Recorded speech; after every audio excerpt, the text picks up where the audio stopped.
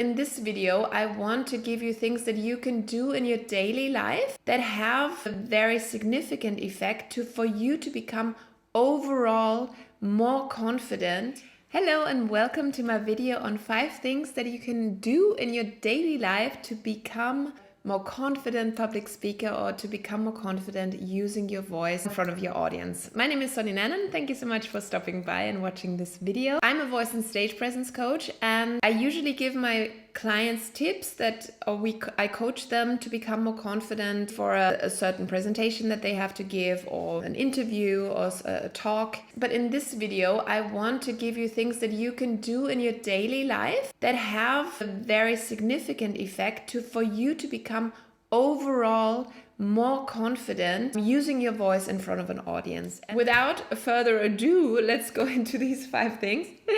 And the first thing you should definitely incorporate into your daily life is movement.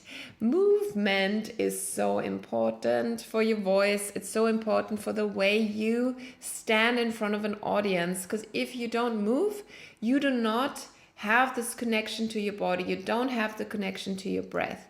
Our voice works really well when we're children because we also move a lot. We don't just sit around. And the sitting at a desk and really not moving all day long is so bad for our posture, so it's also bad for our voice. So incorporating more movement, and that can be preferentially something that you enjoy doing, makes a huge difference. And I found that doing strength training also really helps you to feel more confident. So it's movement, it's moving, especially your spine, like really being more agile, like in your hips and your spine, because that really has an effect on your voice. But also doing something that brings you joy, and also that you feel like, you're connected to your body, you're connected to your breath, and then ultimately connected to your voice. And then when you stand in front of an audience, that's going to make a huge difference. So that's tip number 1. And tip number 2 is to listen to your voice.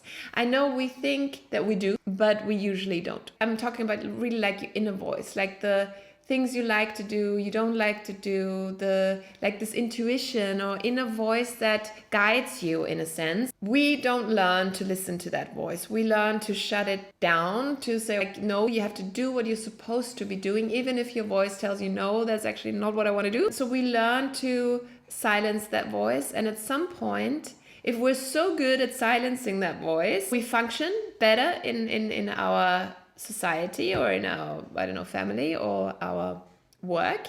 When we silence that voice too much, at some point it's going to come out anyway, and it might come out in insecurity sharing your actual voice with an audience. The more you are in tune with your inner voice and make time to actually listen to your voice, the more you're going to be connected to yourself, the easier it's going to be to connect to your audience. It all goes together. If you want to be more connected to your audience, you have to be more connected to yourself. So listening to your voice also means sometimes silence, like not always being distracted on your phone, TV, stuff on your computer, always doing things. Sometimes it's really shutting out the world and just being silent and listening to your own voice. Tip number 3 is to connect with what brings you joy.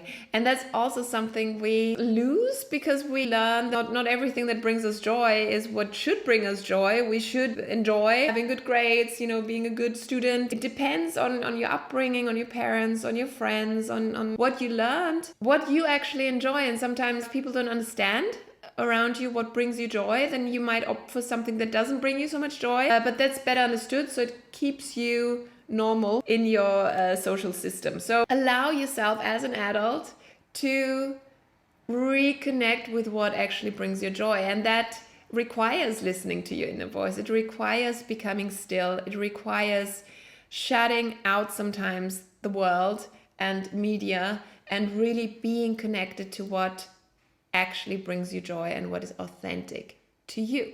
Because this feeling of joy, it's an authentic feeling that brings energy to your voice, that is magnetic to your audience. People want to listen to somebody who's joyful, who is connected to their own joy, who can bring them joy. It's something that's useful in so many ways. I know it doesn't always fit because maybe you're talking about subjects that are not joyful at all. I always repeat this, but it doesn't mean that you cannot still be connected to your joy just because the things you talk about are so serious. Being connected to your joy brings an energy that can also be used for serious topics. And the fifth and last tip is to connect to your creativity. That's something so important for me when I work with somebody. It's all expression. We lose this natural way of expressing ourselves. We learn to only take in information, then as adults maybe consume information. Now with internet and social media, we're always consuming something, always consuming information, and there is so little time to actually express.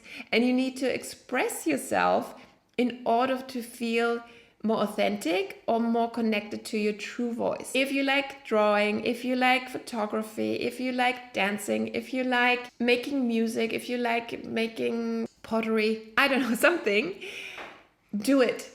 Sewing, do it. Just create something and allow yourself to express yourself creatively. And that goes together with what brings you joy, because of course you can do things that, or we also learn that as well, that we do things or express ourselves with things that don't actually bring us joy, and then they're not authentic.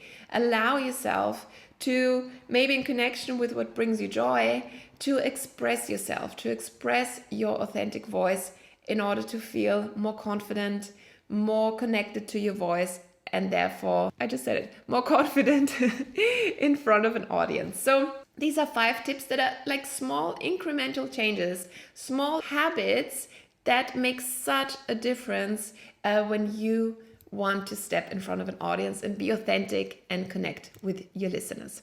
So I hope these tips were useful. If you like this video, give it a thumbs up. You can also subscribe to my channel. I thank you so much for watching, and I look forward to seeing you in my next video. Have a great day. Bye.